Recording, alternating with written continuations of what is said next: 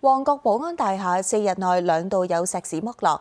市建局話前年向大廈批出原則上批准通知書，一般需要1年之內開展保養維修工程，但因為疫情，大廈申請延期。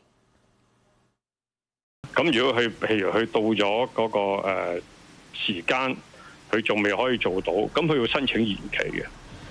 咁你都要俾個理由。咁呢個保安大廈剛剛咧就係佢嗰個時間表咧，由於疫情關係，佢開唔到會，咁佢申請咗延期。